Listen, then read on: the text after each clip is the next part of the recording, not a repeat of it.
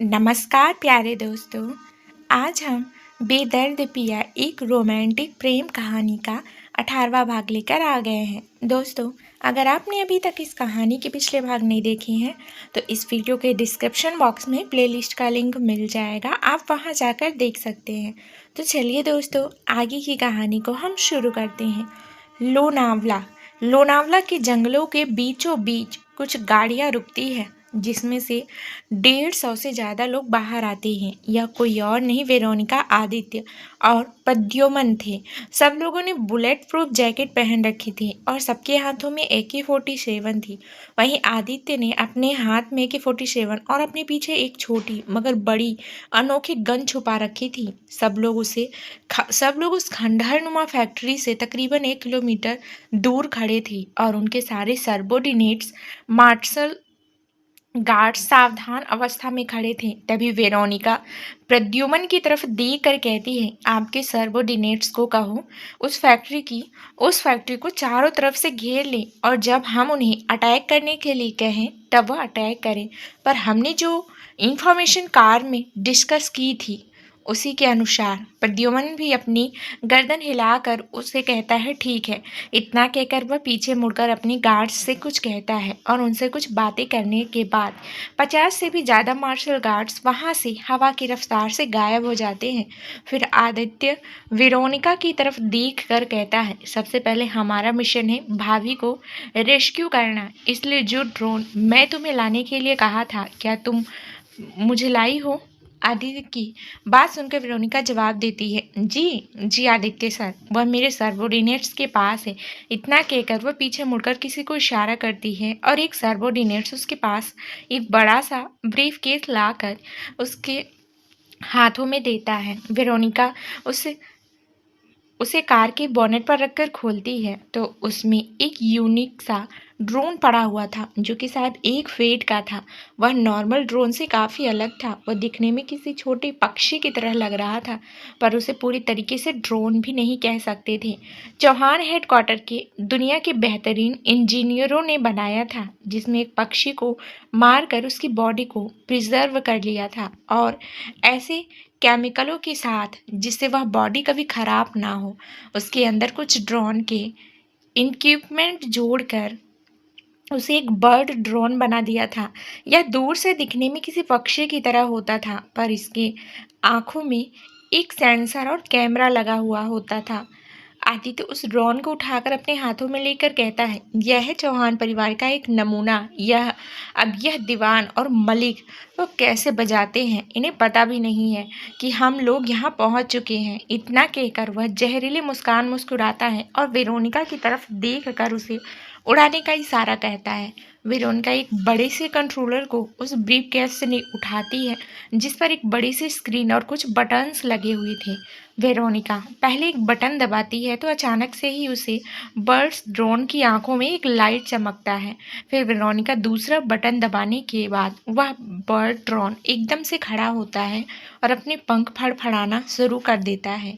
अगर कोई इंसान इस नज़दीकी या दूर से भी इसे देखे तो उसे यह मामूली पक्षी लगेगा, पर यह एक ऐसा ड्रोन था जो लोगों की जासूसी करने में नंबर 1 था। तभी ड्रोन आसमान की तरफ उड़ान भरता है और सीधा उस खंडहरनुमा फैक्ट्री की तरफ जाने लगता है। तभी बर्ड्स के आँख के कैमरे ऑन होते हैं और वह आसमान से पूरी जगह को स्कैन करता है और वेरोनिका, आदित्य और प्रद्युमन को उस स्क्रीन में उस बंद पड़ी फैक्ट्री की हर मूवमेंट की खबर मिलने लगती है। वहाँ पर तकरीबन 200 बॉडीगार्ड थे। पहले टीम जिसमें 50 लोग थे वह फैक्ट्री से आधे किलोमीटर दूर पहरेदारी कर रहे थे। दूसरी टीम जिसमें 25 लोग थे वह 300 किलोमीटर पर छुपे थे और बाकी उसे फैक्ट्री के गेट पर और उसकी बिल्डिंग पर खड़े थे और कुछ लोग अंदर थे। सब कुछ देखने के बाद वेरोनिका, आदित्य सर और प्रद्युमन सर यहाँ से कुछ दूरी पर बहुत सारी माइंस बिछाई गई है, इसलिए हमें संभाल कर आगे की ओर बढ़ना होगा। बाकी आपको पता है। सब अपनी गर्दन हिलाते हैं। वहीं फैक्ट्री के बाहर एक पक्षी उस फैक्ट्री की दीवार पर बैठा हुआ था और अपनी गर्दन को 90 डिग्री एंगल पर घुमाकर सब तरफ देख रहा था। तभी वहां पर एक बॉडीगार्ड आता है जो कि उनका बॉस था। बॉस सामने वाले शख्स को कुछ इंस्ट्रक्शन देते हुए कहता है, उस लड़की के पास कैसे भेजा है? सर, अंदर हमारे बॉडीगार्ड्स हैं उस लड़की के पास। वह उसकी पहरेदारी कर रहे हैं। अभी उसे हैवी ड्रग्स दिए गए हैं जिसके कारण वह बेहोश पड़ी है। इतना ज़्यादा भी ड्रग्स मत देना उसे कि वह मर जाएगी।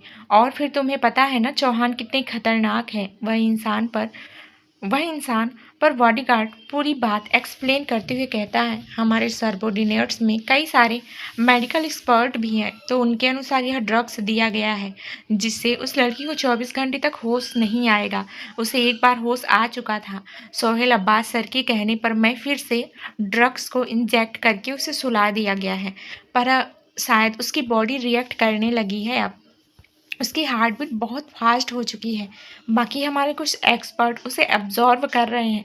तभी वह बॉस उसे कहता है, तुम कहना क्या चाहते हो? तुम्हें पता है ना, अगर उसकी हार्ट बीट हर्ट से ज़्यादा तेज हो गई तो उसे हार्ट अटैक भी आ सकता है। बॉडीगार्ड ने कहा, जी सर, इसीलिए कुछ दवाइयों के साथ हमारे लोग उस लड़की के साथ लगे हुए हैं, ताकि लड़की मरे ना। ठीक है, मैं वहां जाकर देखता हूँ। इतना कहकर वह बस उसे समझाकर वहां से चला गया था। तभी वह बैठा हुआ पक्षी एकदम से अपनी उड़ान भरता है और हवा की रफ्तार से उस फैक्ट्री के अंदर घुस जाता है। वह बॉस जहाँ जा रहा था वहां पर ही वह पक्षी उसका पीछा कर रहा था। तभी कुछ मीटर चलने के बाद बॉस बड़े से दरवाजे के सामने रुक जाता है।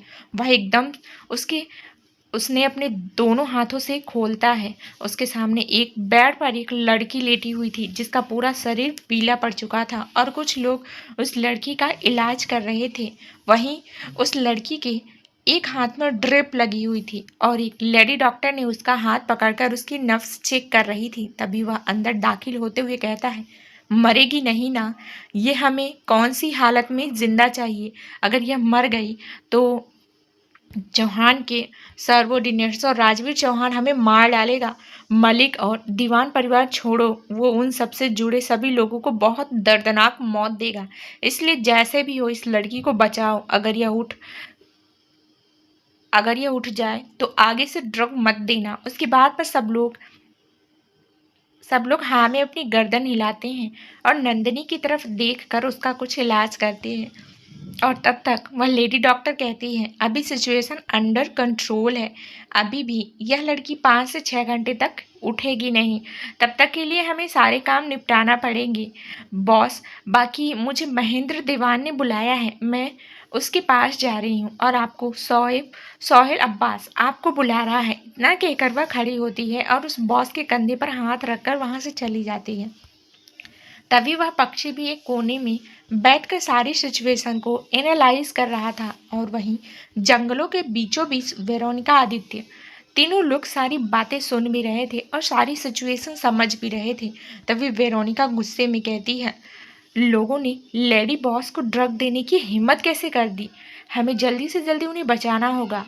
फिर तभी वेरोनिका बाकी सबसे कहती है, प्रद्युमन सर, आप आगे बढ़िए, अपनी टीम के साथ आगे बढ़िए, बाकी लोगों को ठिकाने लगाइए। मैं और आदित्य सर मैं लेडी बॉस को रेस्क्यू करेंगे। बाकी सोहेल अब्बास और महेंद्र दीवान को हम साथ में उनके अंजाम तक पहुंचाएंगे।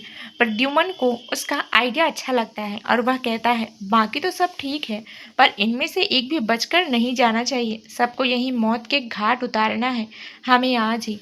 वेरोनिका ने कहा, जी सर, मैं आपकी बात समझ गई। इतना कहकर वह अपनी जैकेट और अपने सिर पर कैप पहनकर अपनी गन को लोड करते हुए कहती है, चलो टीम, अब वक्त आ गया है लेडी बॉस को रेस्क्यू करने का।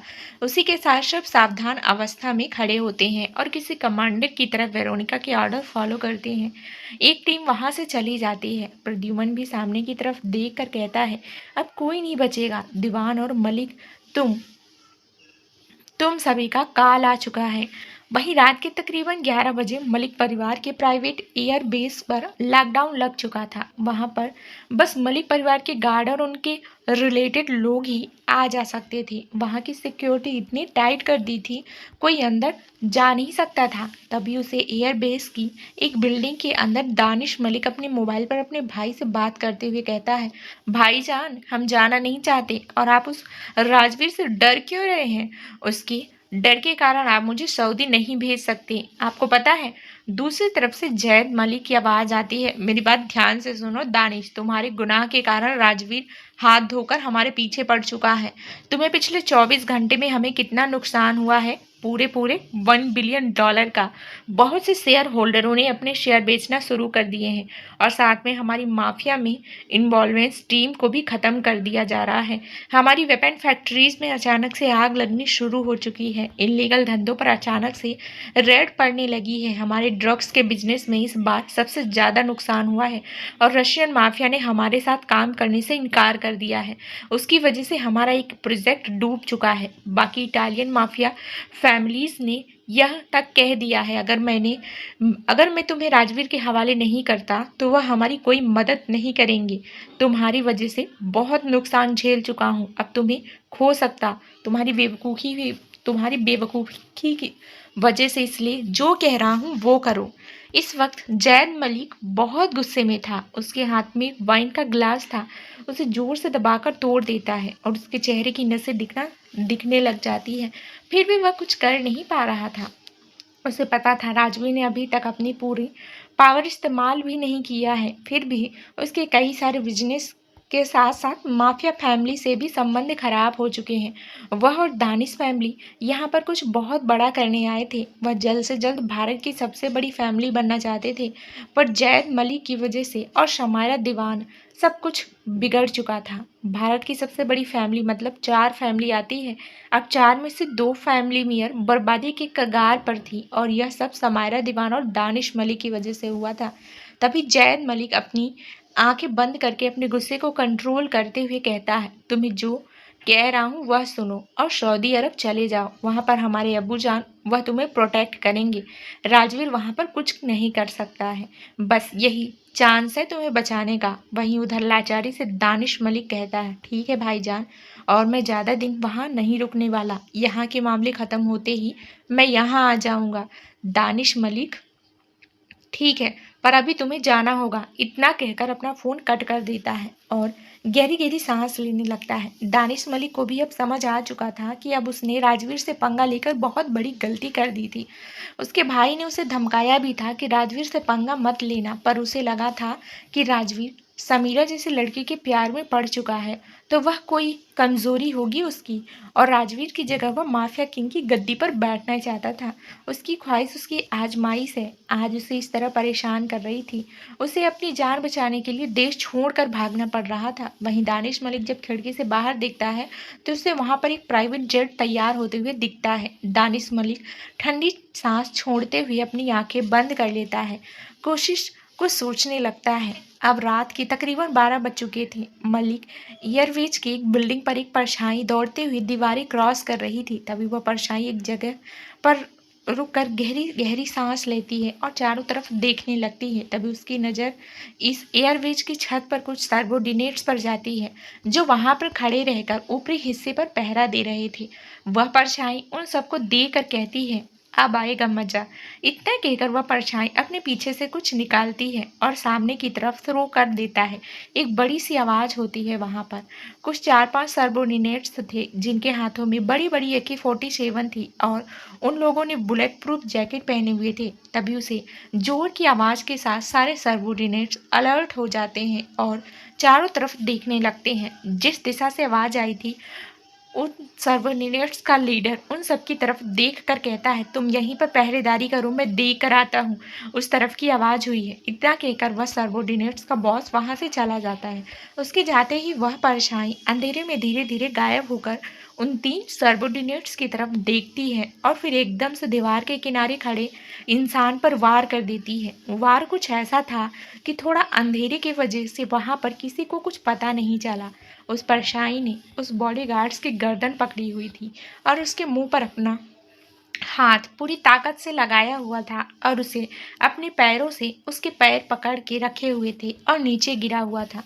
उसे पता था अगर यह आवाज करेगा तो सारे लोग यहाँ अलर्ट हो जाएंगे, इसलिए वह उसे पूरी ताकत से पकड़कर उसकी गर्दन को मोड़ देता है और एक छट की आवाज के साथ वह इंसान वहीं दम तोड़ देता है। तभी वह परछाई उस इंसान को थोड़ी दूर धकेलता है और खुद खड़े होकर उस इंसान को वहीं दीवार के पास छोड़ जाता है और आगे बढ़ते हुए कहता है, एक खत्म, तीन बाकी।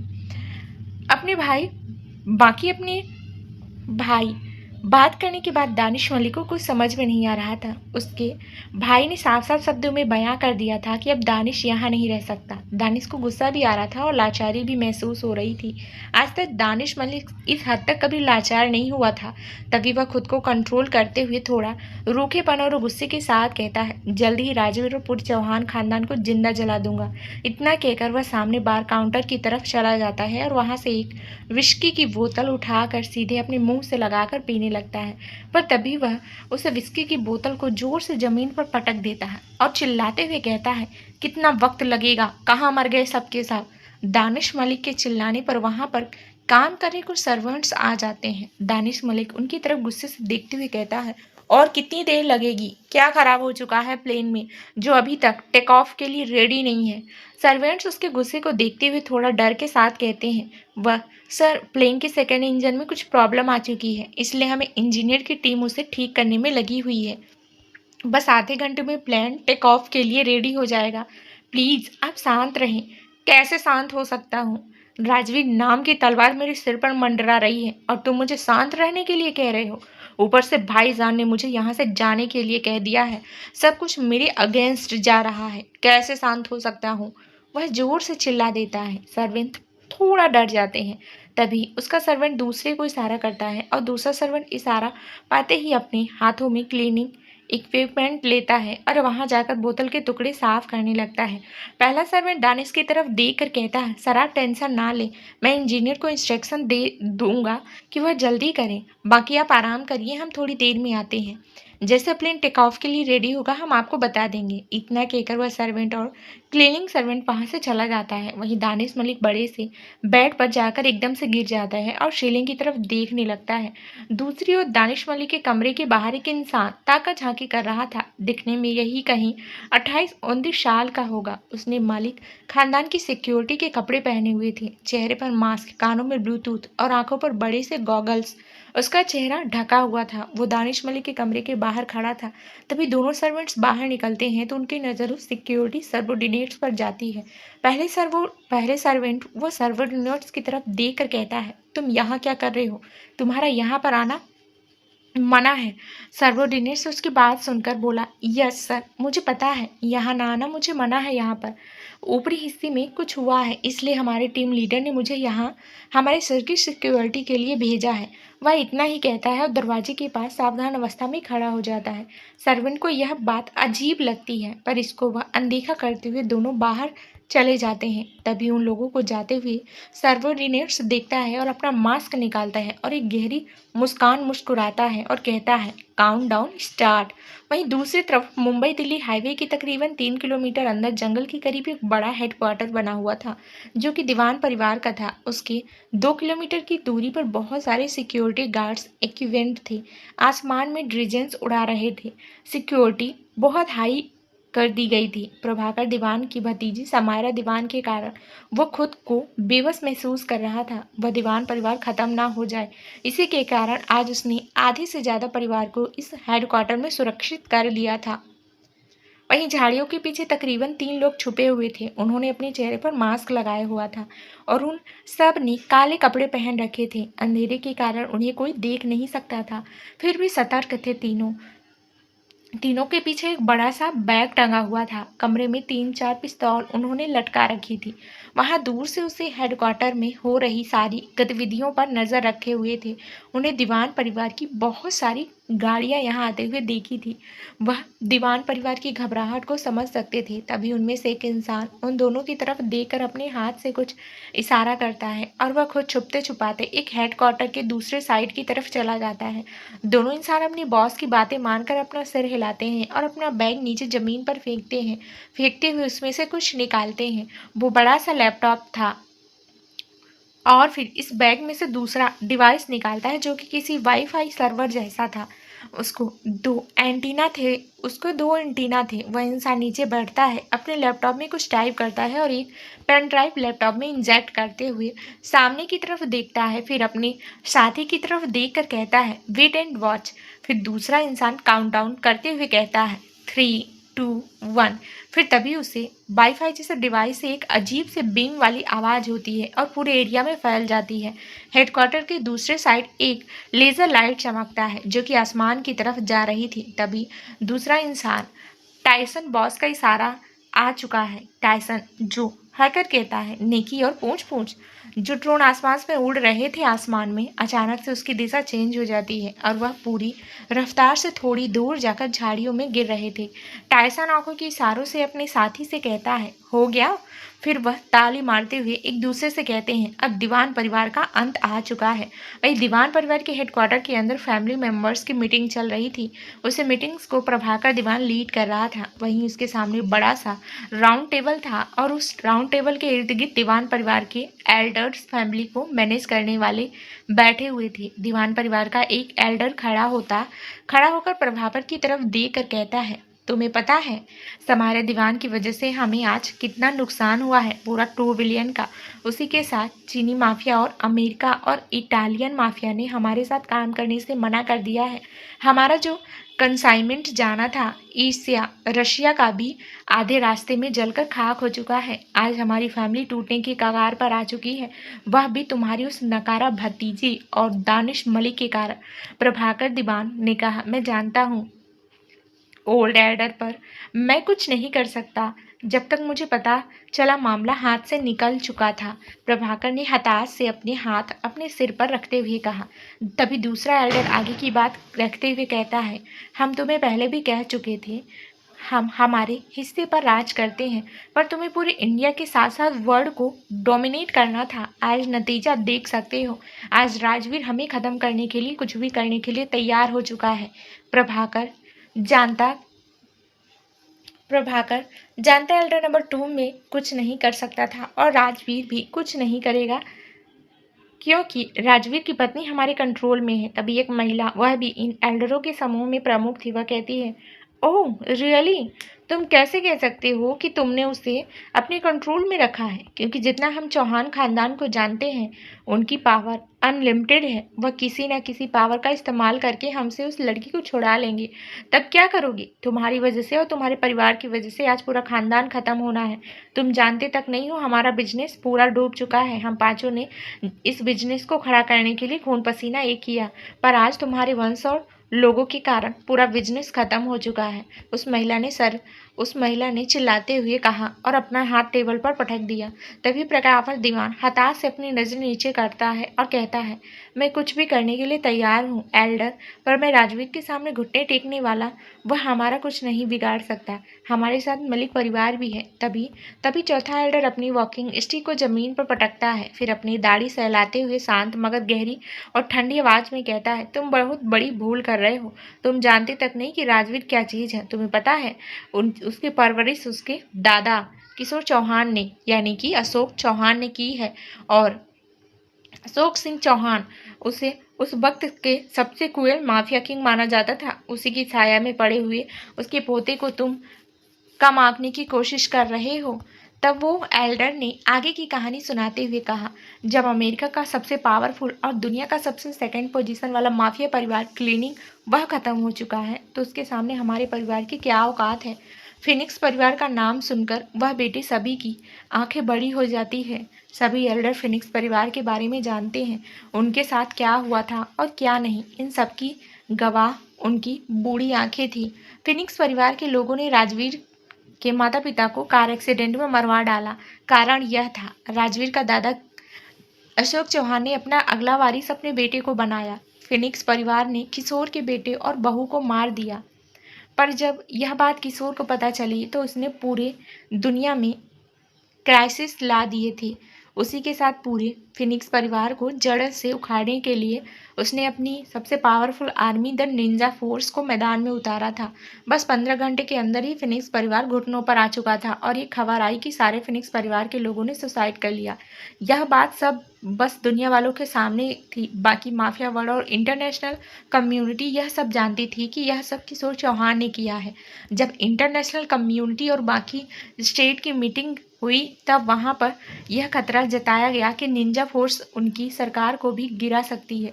उसी के कारण निंजा डिवाइस कोर्स को बस ऐसे वक्त पर इस्तेमाल करने की इजाज़त दी गई जब भारत पर सबसे बड़ा खतरा आ रहा हो और चौहान परिवार खत्म होने की कगार पर हो। तुम जानते भी नहीं हो उस वक्त हम लोगों ने सरवाइव करने के लिए क्या क्या किया। तुम्हारे पिता, उन्होंने इस फैमिली के लिए जो कुछ भी किया, आज तुम लोगों ने सब खत्म कर दिया। इतना कहकर वह एल्डर बैठ जाते हैं और मन ही मन राजवीर के क्रोध की शांति के लिए प्रार्थना करता है। प्रभाकर भी यह बात जानकर हैरान हो चुका था। एल्डर की बात सुनकर उसके हाथ पर ठंडे पड़ चुके थे। वह अपने परिवार को खत्म होने की कगार पर ले आया था, इसलिए वह शांत बैठा हुआ था। पर तभी वहां के माहौल में अचानक बदलाव होने लगता है। तभी प्रभाकर की घड़ी में रेड अलर्ट सुनाई देता है। प्रभाकर अपनी घड़ी की तरफ देख कर कहता है, रेड अलर्ट, हेडक्वार्टर पर हमला हुआ है। वह एकदम से खड़ा हो जाता है और डरने लगता है। रात का समय, लोनावला की फैक्ट्री बंद पड़ी। उसी बड़ी सी फैक्ट्री को प्रद्युम्न ने चारों तरफ से घेर रखा था। उसके मार्शल गार्ड चारों तरफ फैल चुके थे और किसी परछाई की तरह छुपे हुए थे। उन्हें बस वेरोनिका और आदित्य के इशारे की देर थी। वहीं वेरोनिका और उसके आदमी वह भी धीरे धीरे से अंदर की तरफ बढ़ने लगे थे। वेरोनिका एक बड़े से ओट में छुपी हुई थी। उसके सामने तकरीबन 4 लोग थे। उन लोगों के हाथ में वेपन्स थे और वह लोग सामने की एरिया को गार्ड कर रहे थे। वेरोनिका अपनी आंखों की इशारों से अपने सबऑर्डिनेट्स को तैयार रहने के लिए कहती है और फिर चुपके चुपके अपनी साइलेंसर लगी हुई गन को उन लोगों पर एक एम लगाते हुए गोली चला देती है। गोली सीधा सामने वाले गार्ड्स के सिर में लगती है।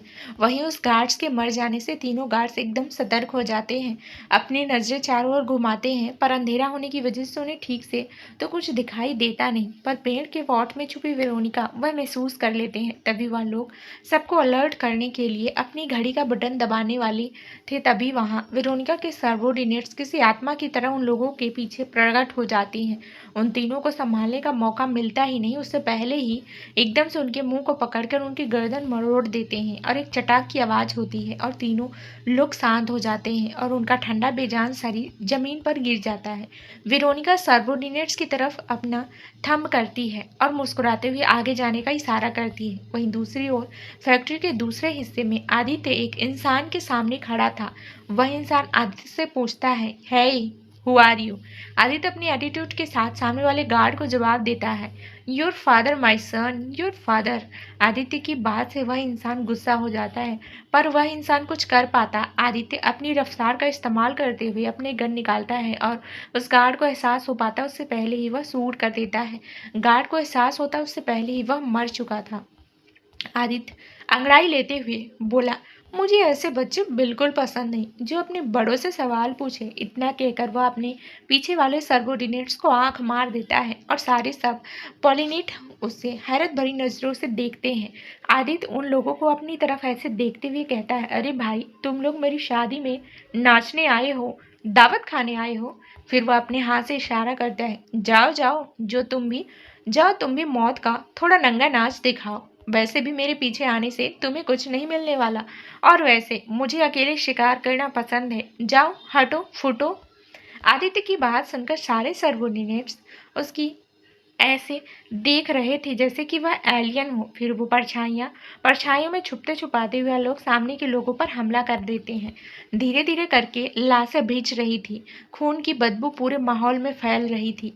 प्रद्युम्न के मार्शल गार्ड्स ऊपर वाले गार्ड्स को निपटा रहे थे। उन्होंने भी आधे से ज्यादा लोगों को निपटाकर स्वर्ग पहुंचा दिया था। सब कुछ वेरोनिका और आदित्य के प्लान के अनुसार हो रहा था। उन्होंने बाकी अपनी हुक्म के अंधेरे में छुपा कर रखे। वहीं अंदर के कमरे में नंदिनी धीरे धीरे होश में आ रही थी। उसको अपना शरीर भारी सा महसूस हो रहा था और पूरे बदन में मानो जलन हो रही थी। उसका शरीर ज्वाला की तरह तप रहा था। उसे दर्द भी महसूस हो रहा था और उसमें इतनी ताकत नहीं थी कि वह अपने मुंह से आवाज निकाल सके।